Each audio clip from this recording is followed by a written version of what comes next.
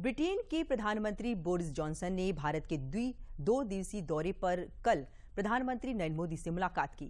दोनों देशों के बीच द्विपक्षीय वार्ता हुई और 2 महत्वपूर्ण समझौतों पर हस्ताक्षर भी हुए। ब्रिटेन के प्रधानमंत्री के रूप में बोरिस जॉनसन की ये पहली भारत यात्रा है।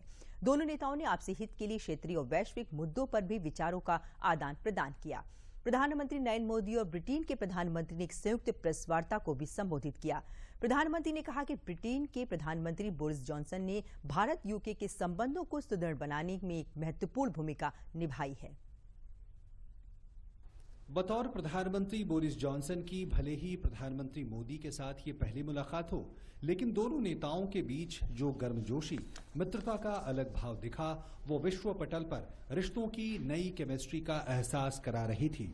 बदलते वैश्विक परिदृश्य में बढ़ते भारत के महत्व का परिचायक था दोनों नेताओं के मुलाकात का खास ये अंदाज।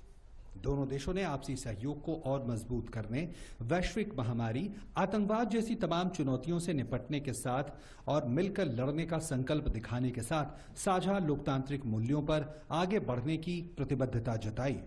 हैदराबाद हाउस में प्रतिनिधिमंडल वार्ता के दौरान दोनों देशों के बीच कई मुद्दों पर सहमति बनी। इस दौरान दोनों देशों के बीच कई महत्वपूर्ण मुद्दों पर समझौते भी हुए।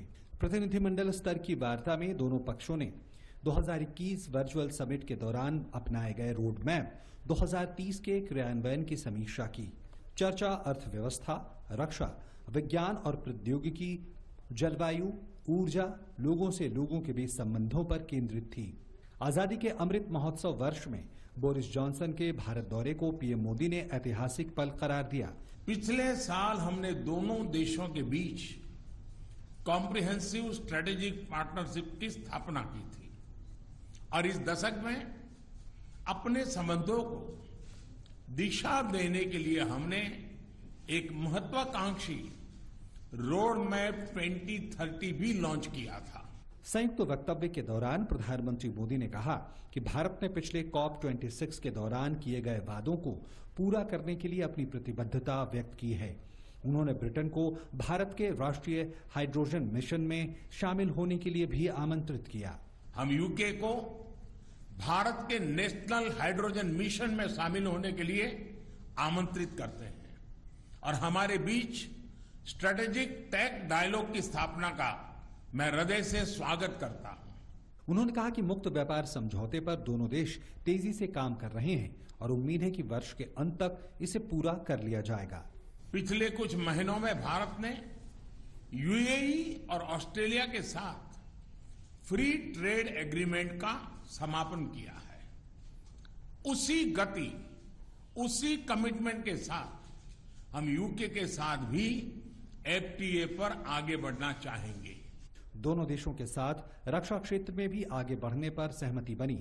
रक्षा क्षेत्र में मैन्युफैक्चरिंग, टेक्नोलॉजी, डिजाइन और डेवलपमेंट सभी क्षेत्रों में यूके द्वारा आत्मनिर्भर भारत के समर्थन का हम स्वागत करते हैं। दोनों नेताओं ने स्वतंत्र, खुले, समावेशी और नियम आधारित इंडो पैसिफिक क्षेत्र पर जोर दिया।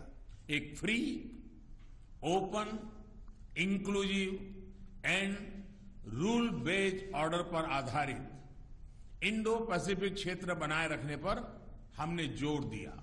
The threats of autocratic coercion have grown even further, and it's therefore vital that we deepen our cooperation, including our shared interest in keeping the Indo-Pacific open and free. इससे पहले Boris Johnson का राष्ट्रपति भवन में औपचारिक स्वागत किया गया, जहां उन्हें गार्ड ऑफ ऑनर दिया गया। बोरिस जॉनसन ने भारत में अपने बेहतरीन स्वागत के लिए पीएम मोदी को धन्यवाद दिया। इसके बाद ब्रिटेन के प्रधानमंत्री बोरिस जॉनसन ने राजघाट जाकर राष्ट्रपिता महात्मा गांधी की समाधि पर श्रद्धांजलि दी।